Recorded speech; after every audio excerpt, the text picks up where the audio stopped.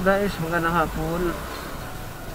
Ang oras ngayon guys is alas 4:45.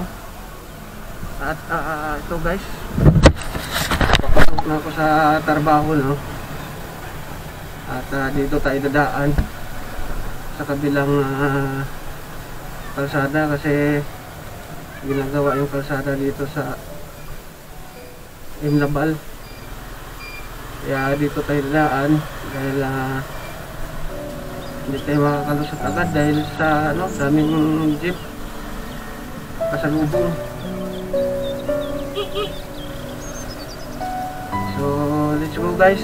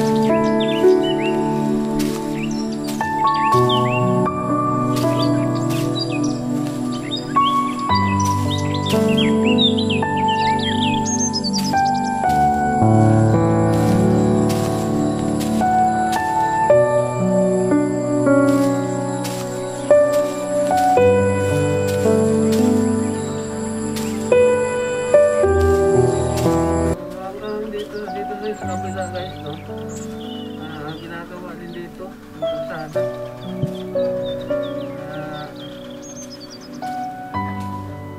Talagang matraffic na dito sa Nabutas. Kabilaan ang gawa ng kalsada.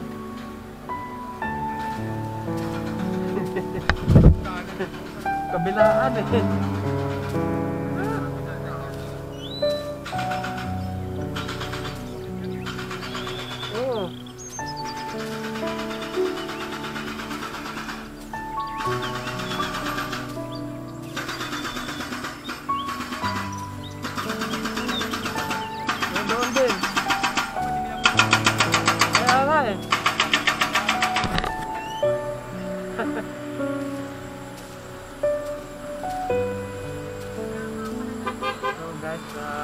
Marami din nakapansin sa ginagawang kalsada guys, no?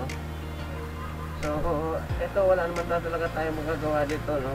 Kung hindi unahin ang gobyerno ng local government na gawin tong hindi naman ginagawa tong kalsada. Kumbaga lang nilalagyan kasi ng nilalagyan ng drainage sa ilalim para kung sakaling magkaroon ng baha or high tide, at least na hindi masyadong mataas yung tubig, para pagka higupin ng makina ng bombastic madaling mahigop at saka napupundo yung tubig sa ilalim. So yun guys, importante din naman ito na gawin talaga kasi para din naman ito pagka matapos din naman ito luluwag din naman ng kalsada. Yan guys, yan lang din naman. Although talagang sacrifice talaga guys, sacrifice na harapin yung traffic situation dito sa Nabutas na importante din talaga yung ginagawa din naman ng local government. Ang problema ano lang kasi doon, dahil sinabay-sabay, dapat inuuna muna yung kabila para pagka hindi na magdubli-dubli yung sasakyan. Kasi dito sa kabila may sasalubong dahil dito rin sa kabila sasalubong. Kung doon lang sana,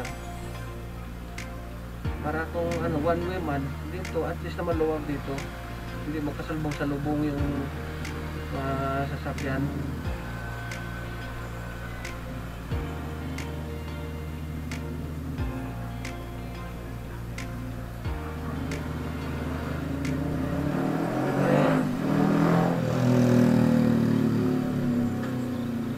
Mahirap kasi magsalubong-salubong eh.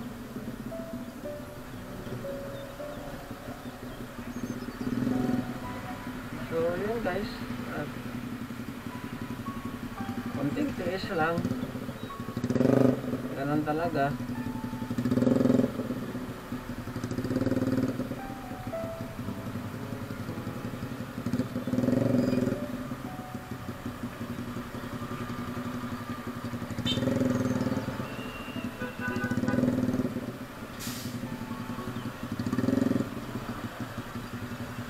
So ang tayo guys, yung sitwasyon ng ating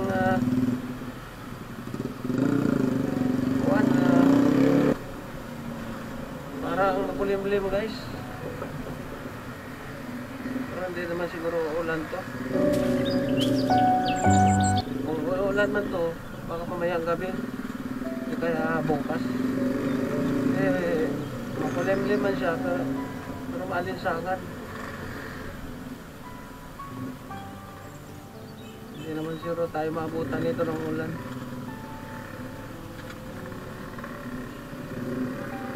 So guys, ito yung sitwasyon ngayon dito sa Nabutas guys.